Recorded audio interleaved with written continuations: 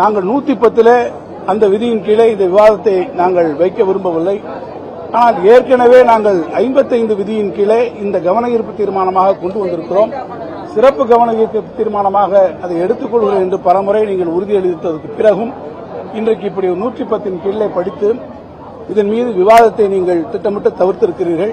எனவே எங்களுக்கு விதி எண் 55 கீழ் கவன ஈர்ப்பில் இதை நீங்கள் வழங்க வேண்டும் என்று நம்முடைய எதிர்க்கட்சி துணைத் தலைவர்களும் நம்முடைய கொறடா அவர்களும் அதை வலியுறுத்தினார்கள். அதை வலியுறுத்தி தொடர்ந்து வலியுறுத்தியும் இந்த அரசு செவி சாய்க்காத காரணத்தால் எதிர்க்கட்சிகளுடைய அடிப்படை ஜனநாயக உரிமையை மறுத்து அவர்கள் குரல் வலையை நெரித்து கருத்துக்களை பேசுவதற்கு இடம் தராத இந்த அவைத்தலைவர் நடவடிக்கையை கண்டித்து நாங்கள் இன்றைக்கு முழுமையாக வெளிநடப்பு செய்து வந்திருக்கிறோம். வெளிநடப்பு செய்தாலும் கூட இதில் இருக்கக்கூடிய உண்மை நிலைமைகளை உங்களிடத்திலே தெரிவிப்பது எங்களுடைய கடமை என்று கருதுகிறோம்.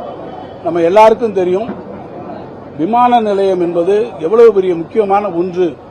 குறிப்பாக தமிழ்நாட்டிற்கு சென்னையிலே அமையக்கூடிய இந்த விமான நிலையம் என்பது தமிழ்நாட்டினுடைய பொருளாதார சூழ்நிலைக்கு எவ்வளவு ஒரு அத்தியாவசியமான ஒன்று, இன்றியமையாத ஒன்று.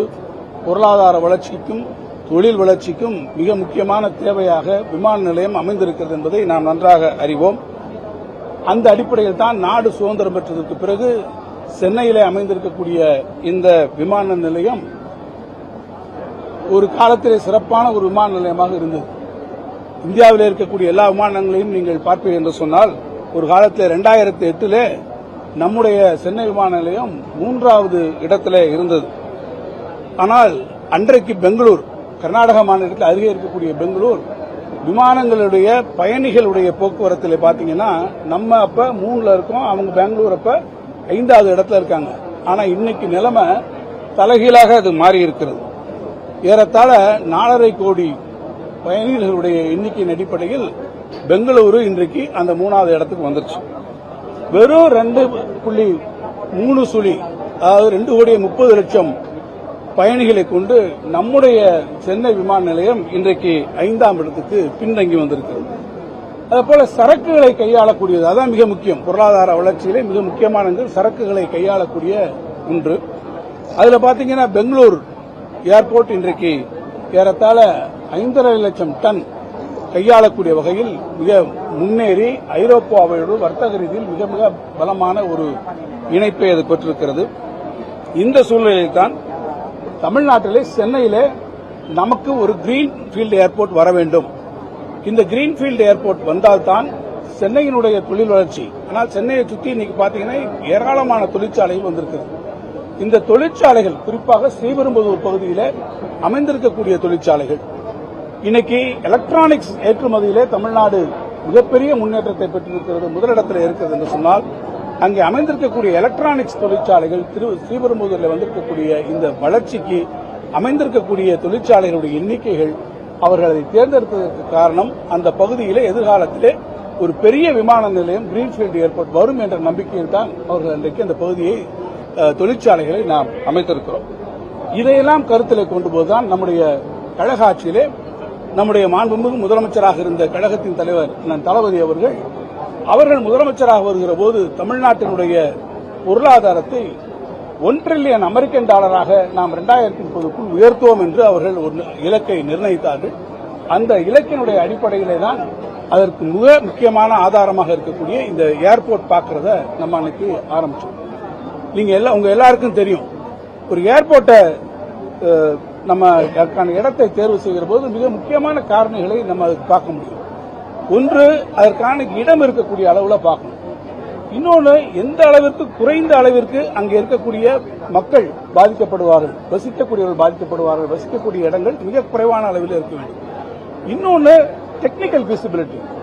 நாம் தேர்ந்தெடுக்கக்கூடிய இடங்களிலே விமான நிலையம் அமைக்க முடியாத அளவிற்கு தொழில்நுட்ப பிரச்சனைகள் எதுவும் இருக்கக்கூடாது. எனவே எல்லாவற்றையும் நாம் கருத்தில் கொள்ளும்போது சென்னையினுடைய புவியியல் அமைப்பு நமக்கு நல்லா தெரியும். சென்னையினுடைய கிழக்கு பகுதி முழுக்க வங்கக்கடல். கிழக்கு பகுதியில் எந்த விதமான ஒரு டெவலப்மெண்டல் ஆக்டிவிட்டிஸும் நமக்கு போக முடியாது. இந்த பக்கம் அப்படி நின்று வடபகுதியில் என்ன என்று கேட்டால் நமக்கு வட சென்னையிலிருந்து துவங்கி வட சென்னை, எண்ணூர் என்று தொடர்ச்சியாக தொழிற்சாலைகள். இந்த தொழிற்சாலைகளுக்கும் தாண்டி பார்த்தீங்கன்னா பழவேற்காடு, புலிக்காட்டு லேக், அது ஒரு சூழல் ஏற்பட்டது. அதுக்கு அடுத்து இம்மீடியட்டா பார்த்தீங்கன்னா உடனடியாக அந்த இடத்துல ஆந்திர எல்லை வந்து விடுகிறது. ஏன்னா இந்த பகுதியிலும் வடபகுதியிலும் நாம் போக முடியும். தென்பகுதியிலே இடங்களை பார்த்தோம். நம்முடைய முதலமைச்சர் பரந்தூர் விமான நிலையம் தேர்ந்தெடுப்பதற்கு முன்பாக பல இடங்களிலே தொழில்நுட்ப ரீதியாக ஆய்வுகளை மேற்கொண்டோம். ஏன்னா விமான நிலையத்தை தேர்ந்தெடுக்கிற போது நம்முடைய தேர்வு மட்டுமல்ல, ஏர்போர்ட்ஸ் அத்தாரிட்டி ஆஃப் இந்தியா அதுவும் ஒன்றிய அரசுடைய கிளியரன்சஸ். சென்னையினுடைய தென்பக்கத்துக்கு போனா என்ன இருக்குது, நம்முடைய தாம்பரம் ஏர்போர்ஸ் அதனுடைய ஏர் ஸ்டேஷன் இருக்கு, அதனுடைய ஏர் ஸ்பேஸ் அங்க இருக்கு. அதை தாண்டி நீங்க கீழே போனீங்கன்னா திருப்பூர் பகுதியை பார்ப்போம், அங்க தாம்பரம் ஏர் ஸ்டேஷன்ஸ் வருது, அங்க வர முடியாது. அதுக்கு தெற்க போய் பாத்தீங்கன்னா படாலம் பகுதியில் பாத்தீங்கன்னா கல்பாக்கம் அணுமின் நிலையம் வருகிறது, கல்பாக்கம் அணுமின் நிலையம் இருக்கிறது. இன்னொரு பக்கத்தில் நம்முடைய வடந்தாங்கல் பறவைகள் சரணாலயம் இருக்கிறது. தென்பகுதியிலையும் போக முடியாது. ஆக நம்ம ஏர்போர்ட் அமையக்கூடிய இடம் என்பது நமக்கு மேற்கு பகுதியில் தான் வருகிறது. மேற்கு பகுதியிலும் நான் ஏற்கனவே குறிப்பிட்டதை போல எந்த இடத்துல நமக்கு லேண்ட் அவைலபிலிட்டி இருக்கு, காஸ்ட் ஆஃப் லேண்ட் இருக்கு, எத்தனை பேர் நம்ம வெளியேற்றக்கூடிய ஒரு நிலைமைகள் உருவாகும், அங்க என்ன EHVT லைன் மாதிரி ஏதாவது டெக்னிக்கல் பிரச்சனைகள் இருக்கா, ஒரு அந்த ரன்வே அமைவதற்கு 2 ரன்வே அமைவதற்கான வாய்ப்புகள் இருக்கா என்பதையெல்லாம் மிகப்பெரிய அளவிலே தொழில்நுட்ப ரீதியிலே நாம் பார்த்து அதற்கு பிறகுதான் பரந்தூரை தேர்ந்தெடுத்தோம். இப்ப அவங்க என்ன சொல்றாங்க, பரந்தூர் திட்டத்தை கைவிடப்படும் என்று இன்றைக்கு அறிவித்திருக்கிறார். ஆனால் இதுவரை அவர்கள் ஏற்கனவே அறிவித்து, நம்முடைய முதலமைச்சர் அறிவித்து பரந்தூர் அந்த விமான நிலைய திட்டம் என்பதை ஒன்றிய அரசினுடைய அமைச்சர் அவர்கள் கூட நம்முடைய மாநிலங்களவையிலே நம்முடைய உறுப்பினர் வில்சன் அவர்கள் கேட்கிற போது இதுவரை எங்களுக்கு எந்த விதமான கோரிக்கையும் அரசாங்கத்திலிருந்து வரவில்லை என்று சொன்னார். அது ஒரு ஒருமைக்கு இன்றைக்கு நம்முடைய மாண்புமிகு முதலமைச்சர் அவர்கள் அந்த திட்டத்தை கைவிட்டிருப்பதாக அவர் அறிவித்திருக்கிறார். அரசாங்கம் ஒரு கொள்கை முடிவை எடுக்கிறது. ஆனால் இந்த திட்டத்தின் வாயிலாக வரவேண்டிய மிகப்பெரிய தொழில் வாய்ப்புகள் இன்றைக்கு மறுக்கப்பட்டிருக்கிறது. காரணம், நான் ஏற்கனவே சொன்னதை போல அந்த பகுதியிலே வரக்கூடிய இந்த வாய்ப்பினால்தான் திருவெரும்புதூரை சுற்றி இருக்கக்கூடிய பகுதிகள், சென்னையை சுற்றி இருக்கக்கூடிய பகுதியில் பெரிய அளவிலே தொழில் வளர்ச்சியை பெறக்கூடிய ஒரு வாய்ப்பினை வரும். இப்ப நீங்க என்ன பண்ணிருக்கீங்க, லேண்ட் அக்வசிஷன்ஸ்க்கு போயிருக்கீங்க.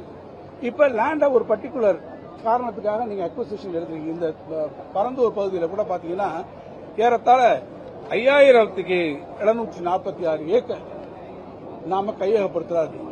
இதுல பாத்தீங்கன்னா 95% ஏறத்தாழ 90% இடங்கள் நம்ம ஏற்கனவே கையகப்படுத்துறோம்.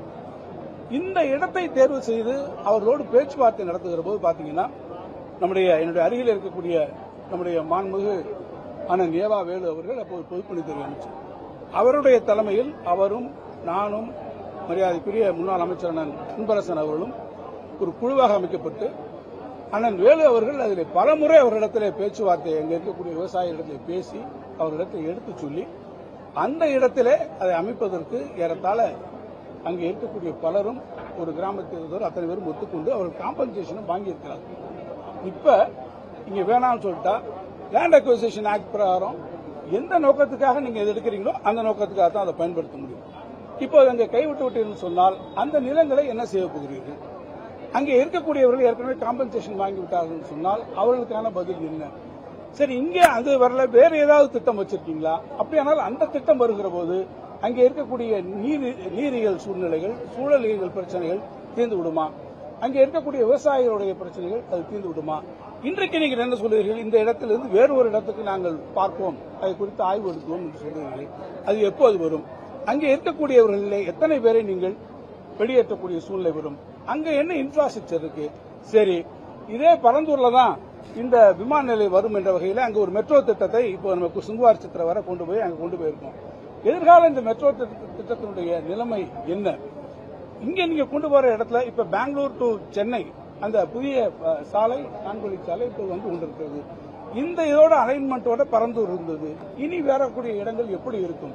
அந்த இடத்துல எந்த வகையிலே நீங்கள் செய்ய போகிறீர்கள்? நான் ஏற்கனவே சொன்னதை போல சென்னையை சுற்றி இருக்கக்கூடிய பல்வேறு இடங்களிலே மிகப்பெரிய அளவில் அந்த பிரச்சனைகள் உங்களுக்கு இருக்கும். ஆகவே அதை நீங்கள் என்ன செய்ய போகிறீர்கள் என்பதை நான் கேட்டுக்கொள்ள விரும்புகிறேன். ஆக இந்த சூழ்நிலையில், இப்படிப்பட்ட ஒரு சூழ்நிலையில் பரந்தூரிலே நீங்கள் இந்த விமான நிலையத்தை அமைப்பதுதான் மிக சரியானதாக அமைந்திருக்கும். ஆனால் இதை நீங்கள் அரசியல் காரணங்களுக்காக இன்றைக்கு மாற்றீங்க. ஒரு திட்டம் நாட்டுக்கு வருகிற போது அதில் அரசியல் செய்யக்கூடாது. அரசியல் காரணங்களுக்காக ஏதேனும் திட்டங்கள் நிறுத்தப்பட்டிருக்கும் என்று சொன்னால் அது நம்முடைய பொருளாதாரத்தை பாதிக்கும். ஏற்கனவே அதிமுக ஆட்சியில் துறைமுகத்திலிருந்து மதுரவாயல் திட்டம் இதற்காக நிறுத்தப்பட்டு மீண்டும் நம்முடைய கழக ஆட்சியிலே துவங்கப்பட்டது. இப்படி பல சூழ்நிலைகளிலே அரசியல் காரணங்களுக்காக திட்டங்களை நீங்கள் நிறுத்துவீர்கள் என்று சொன்னால் அது ஒட்டுமொத்த நாட்டினுடைய பொருளாதாரத்தை பாதிக்கும். எனவேதான் நான் கேட்டுக்கொள்ள விரும்புவதெல்லாம் அரசு அரசியல் நோக்கங்களை தாண்டி திராவிட முன்னேற்ற கழக ஆட்சியிலே இந்த திட்டம் கொண்டு வரப்பட்டு இன்றைக்கு நில எடுப்பு பணிகளெல்லாம் கூட 90% முடிந்துவிட்ட நிலையிலும் இதற்கு வேண்டுமென்றே நாம் போய்விட்டு சொல்லிவிட்டோம், நாம் தேர்தல் அறிக்கையில் சொல்லிவிட்டோம், நாம் விக்கிரவாண்டிகளை சொல்லிவிட்டோம் என்ற காரணங்களை காட்டி இந்த திட்டத்தை நிராகரிப்பது என்பது உள்ளபடியே அங்கு இருக்கக்கூடிய பொருளாதார வளர்ச்சியை மிகப்பெரிய அளவிலே பாதிக்கும். திருப்பெரும்புதூர் மட்டுமல்ல, நம்முடைய பகுதியிலே பாத்தீங்கன்னா பல தொழில் வளம், இன்னைக்கு பல தொழிற்சாலைகள் ஆந்திராவை நோக்கி போகக்கூடிய சூழ்நிலைகள் எல்லாம் உருவாகி இருக்கிறது. ஆந்திர அரசு ஏற்கனவே அங்கே ஒரு விமான நிலையம் அமைக்கக்கூடிய கருத்தூர் இருக்கிறது. ஏற்கனவே ஓசூர் விமான நிலையத்தை நாம் இழந்திருக்கிறோம். பெங்களூர்ல இப்ப 2வது ஏர்போர்ட்டுக்கு போயிட்டாங்க. குப்பத்தில் ஆந்திராவில் ஒரு ஏர்போர்ட் வருது. சுத்தி ஓசூரை சுத்தி இருக்கக்கூடிய பகுதிகளெல்லாம் இன்னைக்கு ஏர்போர்ட்டுகள் வருகிற போது ஓசூரில் நமக்கு அனுமதி மறுக்கப்பட்டு ஓசூரை நாம் இழக்கிறோம். இப்ப மீண்டும் பரந்துரையும் இழந்தால் இந்த நாட்டினுடைய தொழில் வளர்ச்சி எங்கே போகும், பொருளாதார இலக்கு எங்கே போகும்? தாவேக அரசு சொல்லியிருக்கக்கூடிய 1.5 trillion economy, American dollar economy என்பதை எப்படி இந்த அரசு நிறைவேற்றப் போகிறது? இதற்கான ரோட் மேப் என்ன? ஆக இந்த திட்டங்களை எல்லாம் அரசியல் காரணங்களுக்காக தடுத்து நிறுத்தக்கூடிய போக்கை ஒழிய உள்ளபடியே தமிழ்நாட்டினுடைய வளர்ச்சிக்கும் அதனுடைய முன்னேற்றத்திற்கும் இந்த அரசு துணை இல்லை என்பதை நான் இங்கே